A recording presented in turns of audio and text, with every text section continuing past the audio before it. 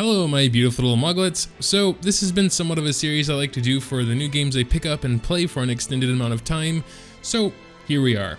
As always, I want to start by saying these lists are never end-all be-alls, and they're made partially from my own experience as well as the experience of the community. As of today, mid-April 2020, we have an okay selection of heroes, but there are still many more to come, like Escanor. As I play in Global, and I assume most of my audience is from Global as well, the newest hero that'll be included today is Green Escanor, rumored to be here in the next couple of weeks. I'll update this video in several months when we have more of the heroes currently in the JP server. But without further ado, let's get started. Up at number 10 we have Green Gil. Green Gil is mostly used as a 4th spot in PvP teams due to his passive buffing all allies' defense-related stats by a massive 30%.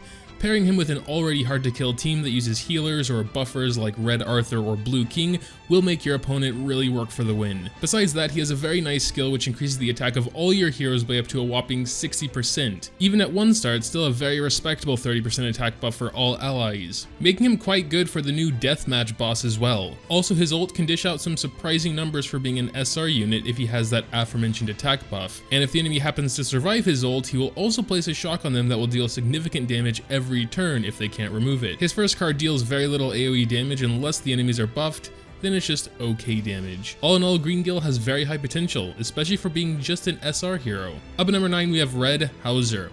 Red Hauser is one of the only heroes on this list I don't have a lot of experience using, but his main role is in a farming team to increase the speed of clearing auto-repeat stages. He can also be used quite well in PvP as an AoE burst option. This is because not only is his ultimate an AoE, but both of his normal skills are AoE too, which is exceptional. His first skill will amplify his pierce rate by 3 times, shredding through resistance. His second skill has double the chance to crit, dealing a lot of extra damage too.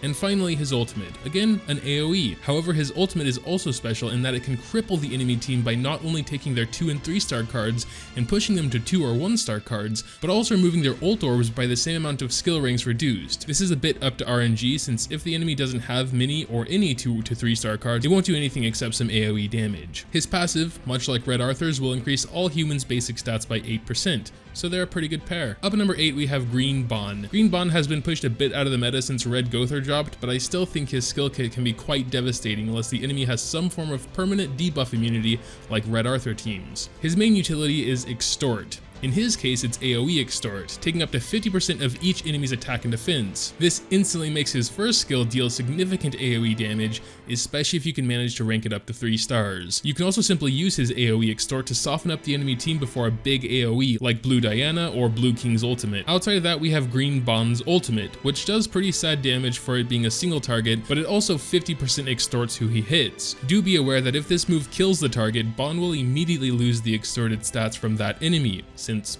they're dead and all. Maybe that's why it does sad damage.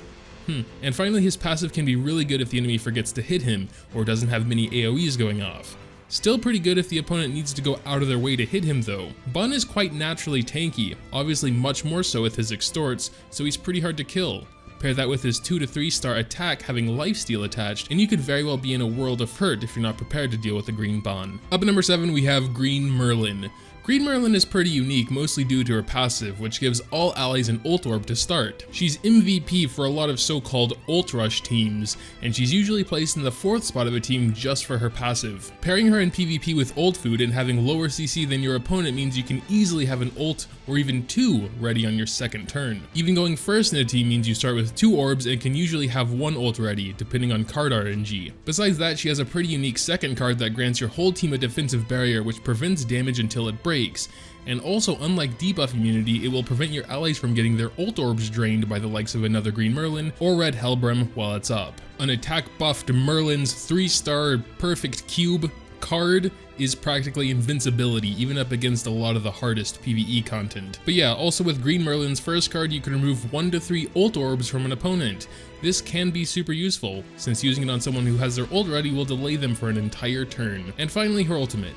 It's nothing super special, it's some single target damage which disables attack skills, capable of finishing a half-dead unit off, which is good as she otherwise doesn't deal too much damage. Up at number 6 is Green Jericho. I love my Jericho a lot. She's in literally every team of mine. Red Demon, Grey Demon, PvP farming, guild boss, you name it, she's there. There's nothing exceptionally special about her, she's simply a single target damage machine, but because of the fact there's nothing super special with her besides her excellent damage, that automatically makes her super versatile. Let's go ahead and go over her skills anyway. Her basic can do insane damage if the enemy is debuffed, as weak point triples the damage dealt. Thankfully, she's self-sufficient in this case as her second card can inflict bleed, which is indeed a debuff. Her ultimate can dish out the biggest number in the game currently due to it inflicting spike, which doubles crit damage. Thankfully, with her passive, it's a lot easier to get her to consistently crit on her ult, since for every skill she uses, her crit chance goes up by 10%. She's one of the few heroes you actually want to gear differently than just attack HP or defense. She benefits a lot from a crit damage set as well, due to her aforementioned passive and ultimate ability. Up number 5 is Blue King. Blue King is someone everyone has, since one of the best heroes in the game is given to you for free. That's pretty awesome. But yeah, Blue King is very versatile, being able to easily remove debuffs with his second card, doing that plus healing if you can rank it up to 2 stars, petrifying with his first card at 2 stars, which makes him MVP for Red Demon and quite good for a lot of PvP matchups. And finally, his ult inflicts shatter damage, which ignores resistance, so it's some very nice AoE damage. Blue King has it all, he's a jack of all trades. Healing, debuff removal, hard CC, and even damage. If you happen to have multiple fairies in your team, like Red Bram to make the infamous King Bram team, he'll increase their basic stats by 8% with his passive. Speaking of Red Bram, I'm dropping him here at rank 4. Like stated a second ago, he pairs very well with Blue King. They both are capable of Petrify with 2-star cards, and they both have AoE ultimates. Red Brams in this case won't deal as much as Blue King's, but it will remove all buffs and stances, making it so when Blue King does his ultimate right after, the enemy will be as vulnerable as possible. Besides that, his first card, even at 1 star, will remove an ultimate orb from the opponent, buying you time to get yours up. His passive is pretty basic, granting himself 5% basic stats per surviving ally. Up at number 3 we have Red Arthur.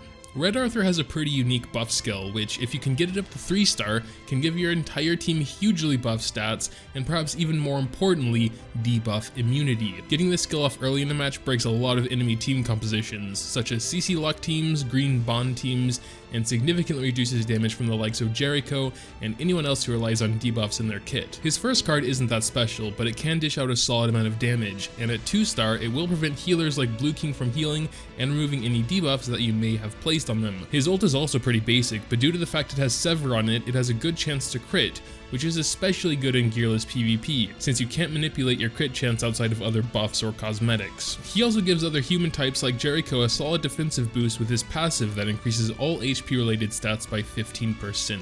Up at number 2 is Green Escanor. Escanor is a hero which is currently unreleased, so I'm going mainly based off the community here, but the hype and anticipation for him to arrive in Global has been real. Escanor has 4 main things that make him a monster, and they all tie into each other quite seamlessly. But let's start with his stats.